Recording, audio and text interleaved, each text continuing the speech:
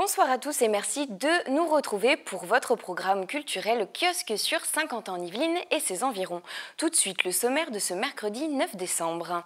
Nous recevons en plateau pour célébrer les 20 ans du groupe vocal Imagine, Jean Chapelle, président de l'association, ainsi que de choristes Nadia Beniaya et Albert Sézikeye. Ils nous parleront de leur prochain concert samedi 19 décembre à la ferme du Manet de Montigny-le-Bretonneux.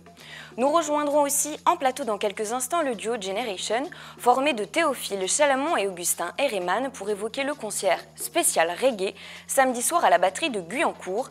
Ils sont la première partie de Yanis Odoua. La maison d'Hérold s'invite dans la galerie du Trianon Palace Versailles jusqu'au 7 janvier pour une exposition d'animaux merveilleux naturalisés, l'association de 2 maisons de luxe pour célébrer la magie de Noël. Avant de saluer nos premiers invités, je vous propose tout de suite de revenir sur le spectacle de Norbert hier soir, ancien candidat de Top Chef, à la salle Jacques Brel de Montigny-le-Bretonneux, image de Camille Lambert. Attention la brigade! Ça passe 2 menus dégustation, en entrée 2 Saint-Jacques, 2 pigeons et en dessert 2 fondants au chocolat. Oui, chef! Vous aimez l'affaire? Oui, chef! Vous l'avez sans doute reconnu. Norbert, originaire des Yvelines et demi-finaliste de la 3e saison de Top Chef, était hier soir sur la scène de la salle Jacques Brel de Montigny-le-Bretonneux pour son spectacle Chaud Patate. L'occasion de partager sa passion sur scène avec le public. Ça fait 10 ans qu'on bouffe de la cuisine à la télé, tout le monde donne son petit avis, tout le monde y va de son petit commentaire, il y en a trop, il n'y en a pas trop, et parce qu'on la voit qu'à la télé. Et je me suis dit, pourquoi on ne le ferait pas au théâtre? Pourquoi on n'amènerait pas cette cuisine vivante, au-delà d'un restaurant, au-delà de la télé? On la fait venir dans un spectacle et dans un théâtre, et on fait vivre les gens. On fait vivre les gens de l'intérieur, les coulisses d'une cuisine. Pendant 2 heures, Norbert nous prépare un menu aidé de ces 2 commis hors du commun, tous 2 champions du monde de breakdance. Quelques spectateurs ont même eu la chance de le rejoindre sur scène. Un show égrené d'anecdotes liées à son parcours et de conseils culinaires. On ironise la cuisine, on ironise la télé, on parle de choses sérieuses mais sous forme très ironique pour faire passer des petits messages subliminaux comme ça, pour faire prendre conscience aux gens, sans être dans la morale, mais juste dans l'interrogation et de parler de tout, de parler des clients qui nous prennent la tête des fois dans des restaurants, qui ne se rendent même pas compte qu'ils ont des demandes totalement incongrues, voilà, de parler des produits qu'on travaille, des gens qui se mêlent de notre métier qui ne sont pas du métier. C'est un cuisinier qui monte sur scène, qui parle de cuisine. Norbert continue à faire le show tout au long de sa tournée et vous aurez peut-être même la chance de le croiser dans l'un de ces 2 restaurants en région parisienne. Saluons à présent nos premiers invités en plateau avec moi, Jean Chapelle, président de l'association Groupe vocal Imagine, Nadia Beniaya, alto et soliste, et Albert Sézikeye, basse du groupe vocal. À tous les trois, bonsoir. Alors, le groupe vocal Imagine, implanté sur Montigny, fête aujourd'hui ses 20 ans. Et pour célébrer cet événement, vous serez sur la scène de la ferme du Manet, samedi 19 décembre à 20h30 pour un concert qui aura pour fil rouge l'histoire du jazz. Je vous propose tout de suite de les découvrir lors de leur dernier concert.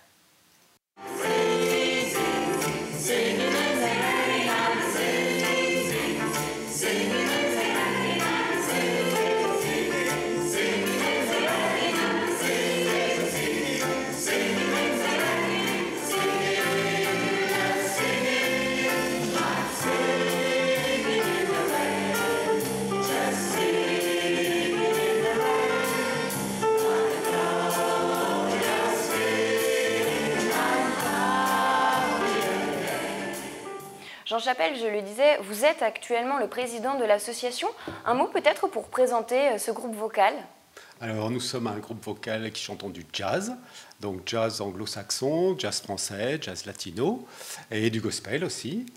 Et nous sommes basés à Montigny, comme vous l'avez dit. Nous répétons 1 fois par semaine. Voilà, nous sommes 30 choristes.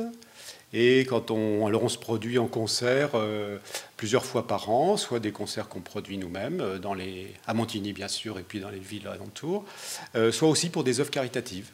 Alors c'est peut-être qu'on y reviendra un petit peu plus tard. Alors avec vous, on ne parle pas de chorale, mais de groupe vocal. Expliquez-nous pourquoi. Oui, alors le groupe vocal, ça introduit une notion de modernité, ça nous sort un peu du terme un peu... c'est pas péjoratif, mais certaines personnes ne se retrouveraient pas dans une chorale si vous voulez venir nous nous rejoindre parce qu'on est un groupe à la fois sur scène et aussi dans la vie. Donc à chaque fois, on fait des rencontres entre nous, des rencontres festives. Et puis, Mais la différence, vous la voyez vraiment au niveau de la synergie, parce que je crois qu'il était question également que lorsque vous êtes sur scène, vous n'êtes pas immobile et vous ne lisez pas de partition. Tout à fait, là, on chante vraiment par cœur. Vous devez tout mémoriser. Voilà, donc c'est une exigence de tous les instants, toutes les répétitions. Tout le monde est impliqué à 100% pour fournir un spectacle de qualité et qui va certainement réjouir les spectateurs qui viendront nous voir à notre concert. Il y a également une expression corporelle, une expression scénique, Nadia? Oui, tout à fait. On fait également des chorégraphies. Donc c'est vrai que les chorales ont des chorégraphies, mais assez... je dirais légère, enfin, c'est des mouvements simples sur place. Nous, c'est vrai qu'on se déplace beaucoup sur scène. On a des chorégraphies qui sont très variées. Vous travaillez avec des professionnels également? Oui, tout à fait. On a une chorégraphe qui s'appelle Fabienne Guyon, qui elle-même en scène, voilà. Qui est metteur en scène. D'accord. Voilà. Alors Nadia, Jean le disait tout à l'heure, donc c'est un groupe vocal de jazz. Quel répertoire particulièrement? Ce qu'il disait, c'est très vaste en fait. On peut faire du latino, du jazz français, du jazz anglo-saxon. C'est vraiment très éclectique, vous balayez tous les répertoires de jazz. Alors, voilà. en général, on a un thème en fait sur l'année. Et ensuite, on va rechercher, donc il y a des propositions de chacun, il y a un bureau qui travaille énormément et qui du coup, par rapport aux propositions et aussi entre eux, font des choix de chants en fonction du thème en fait. Voilà. On a eu trois thèmes qu'on peut citer. On a eu une année où on a fait du Nougaro, c'était un répertoire essentiellement Nougaro, comme quoi on fait aussi du jazz français. On a eu Imagine fait son cinéma, donc basé sur des musiques de films, toujours jazz, mais des musiques de films. Et puis là, cette année, l'histoire du jazz. Alors vous nous en direz un petit peu plus tout à l'heure. Il y a également d'autres artistes sur le territoire qui pratiquent des répertoires de jazz un peu différents et qui pour le coup allient le lyrisme à leur jazz, comme Thomas Enko, jeune géant du jazz qui vient présenter son premier album Feathers samedi soir à 21h sur la scène du Prisme à Elancourt. On l'écoute.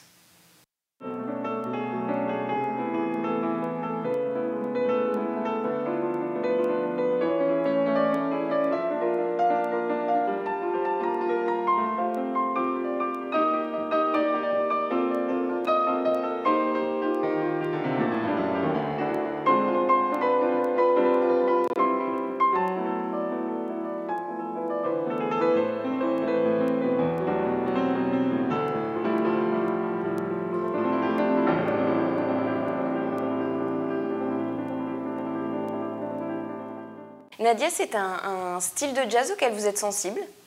Un peu plus lyrique, comme ça? Oui. C'est très particulier, je pense. Alors c'est vrai que moi j'ai fait beaucoup de musique, donc j'apprécie l'écoute. Par contre, au niveau du chant, c'est pas quelque chose que j'aime pratiquer. Non. Donc tout à l'heure, je le disais, vous êtes alto et soliste. Quelle est la principale différence en fait lorsqu'on chante au sein d'un groupe vocal ou lorsqu'on peut être chanteur solo? Alors, quand on chante dans un groupe vocal, c'est vrai que déjà, nous, on a la particularité d'être un groupe. On est une trentaine, donc c'est une chorale qui a un groupe vocal qui est assez important, mais pas trop non plus. Donc, du coup, on est quand même très cohésif. Voilà, c'est un petit groupe, mais ça permet quand même de faire beaucoup de voix. Il y a un travail d'écoute peut-être. Voilà, au niveau de la polyphonie, c'est vraiment très agréable. Enfin, moi, J'adore être au milieu du groupe parce qu'on entend toutes les voix, les mélanges. Enfin, la polyphonie, c'est vraiment quelque chose de... Voilà, je pense que quand on fait partie d'un groupe vocal, c'est quelque chose qu'on apprécie énormément. Albert, vous répétez vraiment à chaque fois tous ensemble, il y a cette forme de synergie. Vous le disiez, on est à la fois un groupe vocal, mais aussi un groupe dans la vie. C'est important ?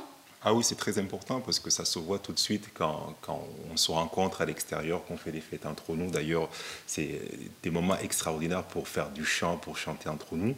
Et puis quand on se retrouve sur scène, dans les répétitions, dans le travail, on est complémentaires. On sent vraiment que cette cohésion produit un travail de qualité, un travail efficace. On est complices. Oui, en fait. Tout à fait. Il y a une vraie cohésion. Et ça se ressent sur scène. Alors donc, Jean, vous nous disiez tout à l'heure que le thème de cette année, c'est l'histoire du jazz. Expliquez-nous. Alors oui, 20 ans, hein, c'est quand même un événement important. Et donc on s'était dit, on a des répertoires un petit peu de toutes les périodes du jazz. Et puis on a travaillé, comme Nadia le disait tout à l'heure, sur quel serait le thème de nos 20 ans. Et puis voilà, l'idée est venue, l'histoire du jazz. Et donc là, en fait, notre concert retrace l'histoire du jazz des premiers chants dans les champs de coton, hein, les esclaves noirs dans le sud des États-Unis. Et puis ensuite, on va passer dans les années 20, les années folles, le swing, le ragtime, le blues, bien sûr, hein, avec une ambiance plutôt cave de jazz. Et puis, dernière période, le jazz plutôt moderne, avec des reprises aussi de gospel, hein, qui est, lui, le gospel, il a été, je dirais, tout au long de l'histoire, et des thèmes repris encore récemment. Voilà. Et donc notre concert, il est structuré en 3 étapes, avec 3 mises en scène différentes, avec des décors, des lumières, des costumes. Donc vous voyez qu'on est un groupe vocal avec vraiment un vrai travail scénique. Voilà. Eh bien, c'est avec plaisir que l'on pourra venir en découvrir plus et avoir le plaisir de vous écouter samedi 19 décembre à la ferme du Manet de Montigny, le Bretonneux. Messieurs, à tous les 3, messieurs, dames, pardon, merci beaucoup. Merci d'être venus sur le plateau du kiosque aujourd'hui. Alors pour continuer à parler musique, sachez que le Conservatoire de musique de la ville de Montigny organise une semaine dédiée à la musique contemporaine jusqu'au 12 décembre. Pour l'occasion, 2 concerts et 2 masterclass sont proposés. Toutes les infos à retrouver sur le site de la ville de Montigny, le Bretonneux. Sans transition, je vous emmène dans la très belle galerie de Noël du Trianon Palace Versailles qui s'est associée cette année à la Maison d'Hérold pour célébrer la magie des fêtes de fin d'année. Une exposition en accès libre jusqu'au 7 janvier. Les images sont signées Patrick Jacques de Dixmude. Un peu de rêve et de féerie pour célébrer la magie de Noël. C'est dans cet esprit qu'a été décorée la galerie du Trianon Palace Versailles par la Maison d'Hérold, l'association de 2 maisons plus que centenaires qui nourrissent les mêmes valeurs. Cette année, on voulait donner un thème un peu plus féerique, donner l'opportunité tant aux adultes qu'aux enfants de redécouvrir un peu la nature. L'association avec d'Hérold nous est venue de par notre enfance, de par les souvenirs que nous avions des plaques, des affiches et des dessins d'Hérold et ainsi que des livres qu'il produit. Transformée en cabinet de curiosité, la galerie accueille des animaux merveilleux naturalisés par la Maison d'Hérold.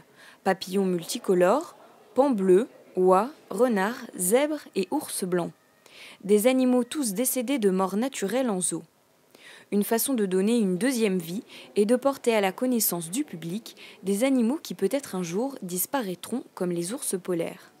D'Hérold est une société de sciences naturelles, c'est une société qui porte la nature là où elle est, c'est-à-dire où elle doit être, c'est-à-dire dans un souci de préservation, d'observation, de compréhension.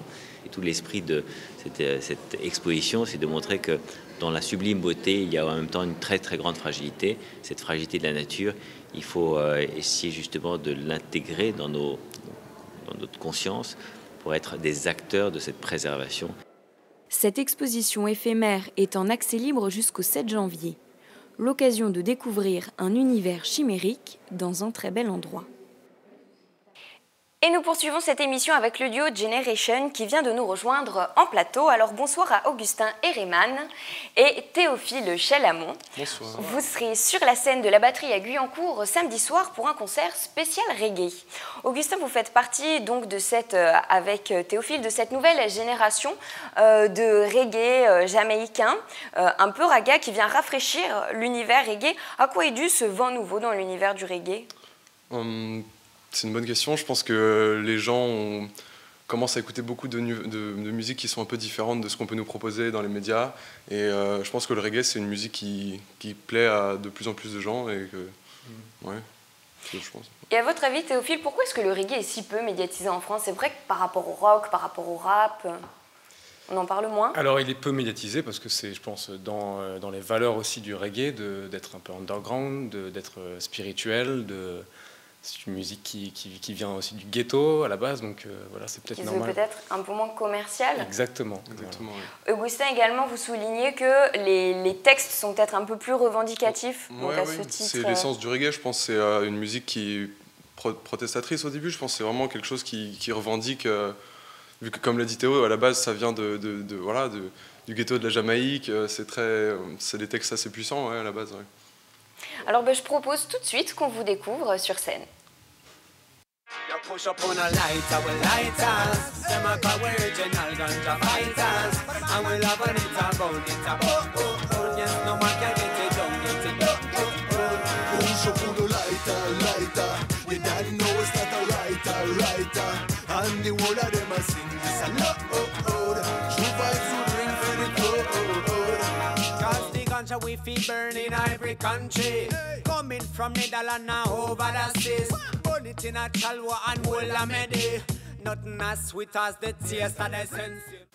Alors Théophile, votre duo existe depuis 5-6 ans. Racontez-nous votre rencontre avec Augustin. Alors notre rencontre, c'est une rencontre qui est très rigolote puisqu'on on faisait du rock and roll tous les deux, en 4e, 3e, et puis on a eu 2 groupes qui étaient un peu concurrents dans le même collège. Et finalement, donc tout s'est arrêté, et puis on s'est revus un jour à la gare de Saint-Cloud, et puis on s'est dit il faut qu'on fasse de la musique ensemble. On arrivait bien à faire de la musique ensemble. Ouais. Et comme on était tous les deux à fond dans le reggae, on s'est dit pourquoi pas monter un groupe de reggae. Ça allait très vite. Apparemment, ça fonctionne bien. Alors Augustin, vous êtes encore donc tous les deux étudiants. C'est vraiment un rapport passion que vous avez tous les deux à la musique. Vous étiez musicien même. Oui, pour l'instant, c'est vrai qu'au début, on a commencé, comme l'a dit Théo, à faire du rock. On était plus musicien que chanteur même à la base. Et effectivement, donc pour l'instant, ça reste encore une activité parallèle. Mais c'est vrai qu'on a la chance que le projet se développe bien, et même très bien. Donc c'est très encourageant pour la suite. Ouais. Théophile, est-ce qu'il y a une technique vocale un peu particulière dans le reggae raga? Alors une technique vocale particulière... Est-ce qu'un peu comme dans le rap par exemple, il y a des accélérations qui sont peut-être plus techniques que... Ce qui est technique, je pense que c'est surtout l'apprentissage de la langue jamaïcaine, qui est un patois, donc un créole anglais, et qui est extrêmement rythmé, extrêmement riche en rythme, en musicalité, et donc c'est ça qui est très intéressant à apprendre en tout cas. Et justement, pourquoi est-ce que, parce que donc c'est ça, vous chantez en fait en anglais jamaïcain, pourquoi est-ce que vous avez fait ce choix? Justement parce que c'est plus rythmé, que ça me parle plus, que ça nous parle plus, que... Et c'est que les musiques qui nous ont influencés, je pense, c'est surtout parce qu'on a écouté beaucoup de ce genre de musique au début, et que ça nous paraissait en fait un choix naturel d'utiliser cette langue, et puis on a eu une affinité particulière tous les deux pour l'anglais, je pense, dès le début. Est-ce qu'on pourrait dire qu'aussi c'est un peu le reggae des puristes je pense que le reggae c'est un peu multicouleur, multifacette, c'est pas vraiment...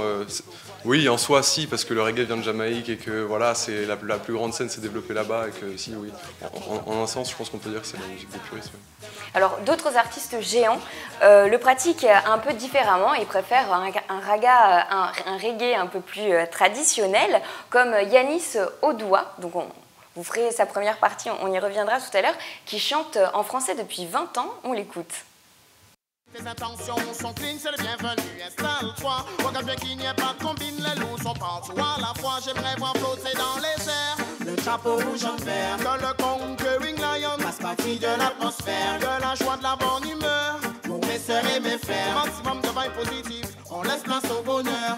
J'aimerais voir flotter dans les airs le chapeau rouge en vert, que le conquering lion fasse partie de l'atmosphère, de la joie, de la bonne humeur, pour mes sœurs et mes frères. Maximum de vibes positives, on laisse place au bonheur.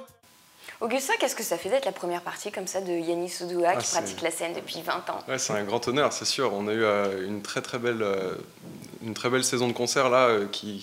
On a eu la chance de faire la première partie de Vous avez signé avec un label, voilà, et en fait depuis mai, vous tournez bien. C'est ça, voilà. On a eu la chance de faire beaucoup de très belles premières parties, notamment Tiken Jah Fakoly aussi, qui est un poids lourd du reggae. Là, aujourd'hui, vendredi, ça sera effectivement Yanis Odoua, et c'est vraiment un honneur parce que c'est un grand monsieur, un grand musicien, un grand artiste qu'on aime beaucoup. Ouais. Alors Théophile, je sais que vous composez en fait aussi bien la musique que vous créez vous-même vos textes, et ce sont des textes à message. Quels sont vos thèmes de prédilection?